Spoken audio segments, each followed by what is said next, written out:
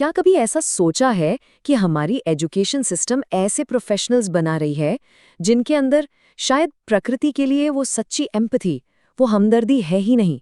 आज ना हम इसी गहरे सवाल में उतरेंगे, वो भी स्वामी विवेकानंद के नजरिए से। हाँ, सवाल थोड़ा कड़वा है, पर पूछना तो पड़ेगा कि आखिर ये जो हमारी एजुकेशन है, ये हमें इंसान बना भी रही है या सिर्फ एक पढ़ा लिखा मॉन्स्टर। जरा इस पैराडॉक्स को, इस विरोधाभास को समझिए। एक स्टूडेंट है, यूपीएससी के एथिक्स पेपर में एम्पैथी पर ऐसा जबरदस्त निबंध लिखता है कि उसे 250 में से 150 नंबर मिलते हैं। वाह! लेकिन जब वही स्टूडेंट कलेक्टर बन जाता है और उसके सामने एक पूरे जंगल को काटने की फाइल आती है, तो साइन करते हुए उसके हाथ कांपते ही क्यों नहीं है? जवाब सीधा है, उसने एम्पैथी को रटा था, महसूस नहीं किया था। तो ये जो टॉपर का पैराडॉक्स है, ये असल में दिखता कैसा है? चलिए देखते हैं कि ये जो दिमाग और दिल के बीच की दूरी है ना, इसका असली दुनिया में असर क्या होता है। जोशीमठ का जमीन में धंसना, सिलक्यारा टनल का वो दर्दनाक हादसा और हमारे अपने शहर जो धीरे धीरे गैस चेंबर बनते जा रहे हैं, ये सिर्फ हेडलाइंस नहीं है दोस्तों। ये सब उस एक गहरी बीमारी के लक्षण हैं जिसकी जड़ें हम आज खोदने वाले हैं। पता है हम इन सबको क्या कहते हैं? नेचुरल डिजास्टर्स, प्राकृतिक आपदाएं। लेकिन स्वामी विवेकानंद ने, सोचिए, 130 साल पहले ही चेता दिया था। उन्होंने कहा था, ये प्राकृतिक नहीं, ये नैतिक आपदाएं हैं। ये कुदरत का कहर नहीं, हमारे कैरेक्टर का पतन है। तो सवाल उठता है कि ये नैतिक संकट, ये मॉरल क्राइसिस आया कहाँ से? इसकी जड़ें ना हमारे देखने के नजरिए में हैं। हम खुद को क्या समझते हैं? प्रकृति का मालिक, उसका विजेता, या फिर उसका एक छोटा सा हिस्सा? देखिए, 17वीं सदी में फ्रांसिस बेकन जैसे वेस्टर्न फिलोसोफर्स ने एक आइडिया दिया। उन्होंने कहा, ज्ञान ही शक्ति है और साइंस का मकसद है प्रकृति पर जीत हासिल करना, कॉन्क्वेस्ट ऑफ नेचर। इस एक सोच ने ना प्रकृति को या तो एक दुश्मन बना दिया या फिर एक खजाना जिसे बस लूटना है। और इसके ठीक उलट हजारों साल पहले हमारे अथर्ववेद ने क्या कहा? माता भूमि पुत्रोढ़म पृथ्व्याः, मतलब ये धरती मेरी माँ है और मैं इसका बेटा हूँ। और कोई बेटा अपनी माँ का शोषण नहीं करता, वो उसकी सेवा करता है, उसका सम्मान करता है। तो आप देख रहे हैं, इन दोनों नजरियों में जमीन आसमान का फर्क है। एक सोच कहती है कि प्रकृति एक बेजान मशीन है और इंसान उसका मास्टर, और दूसरी सोच कहती है कि प्रकृति जिंदा है, दिव्य है और इंसान बस उसका एक छोटा सा हिस्सा है। और आज की जो हमारी मॉडर्न एजुकेशन है ना, वो इसी बुनियादी फर्क को, इसी जड़ को भूल चुकी है। तो चलिए अब जरा और गहराई में उतरते हैं और देखते हैं कि हमारा आज का एजुकेशन सिस्टम कैसे इस दूरी को और बढ़ाता है और इसका नतीजा एडमिनिस्ट्रेटिव फेलियर के रूप में कैसे सामने आता है। स्वामी जी हमेशा कहते थे, मैन मेकिंग एजुकेशन, मतलब ऐसी पढ़ाई जो सिर्फ दिमाग न भरे बल्कि इंसान बनाए, चरित्र बनाए। सोचिए, जब तक हम बच्चों को ये सिखाते रहेंगे कि पेड़ हमें ऑक्सीजन देता है इसलिए वो जरूरी है, तब तक बच्चा पेड़ को सिर्फ एक इस्तेमाल की चीज, एक कमोडिटी समझेगा। लेकिन जिस दिन हमारी शिक्षा ये सिखाएगी कि बेटा, जो चेतना, जो कॉन्शियसनेस तुम्हारे अंदर है वही उस पेड़ में भी है, उस दिन वो बच्चा पेड़ काटेगा नहीं, उसे गले लगाएगा। और ये सिर्फ फिलॉसफी नहीं है, इसके सबूत हैं। हाल ही में आई ASER 2023 की रिपोर्ट, वो साफ साफ बताती है कि हमारे टीनेजर्स में इमोशनल इंटेलिजेंस की, मतलब भावनाओं को समझने की काबिलियत की भारी कमी है।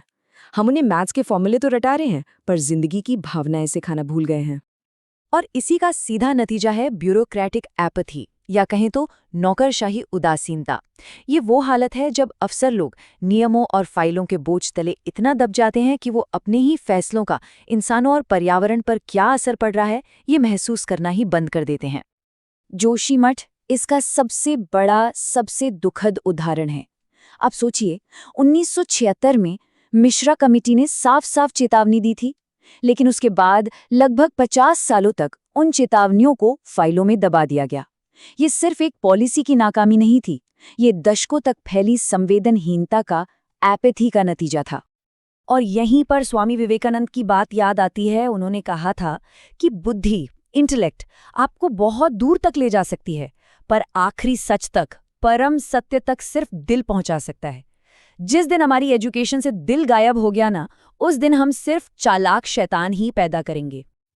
तो इसका हल क्या है? क्या करें? डेवलपमेंट रोक दे? नहीं, बिल्कुल नहीं। स्वामी जी तो खुद एक कर्मयोगी थे। समाधान उनके ही दर्शन में छिपा है, और वो रास्ता है एकता का मार्ग। स्वामी जी ने हमें रास्ता दिखाया प्रैक्टिकल वेदांता का। अब ये क्या है? बहुत सिंपल।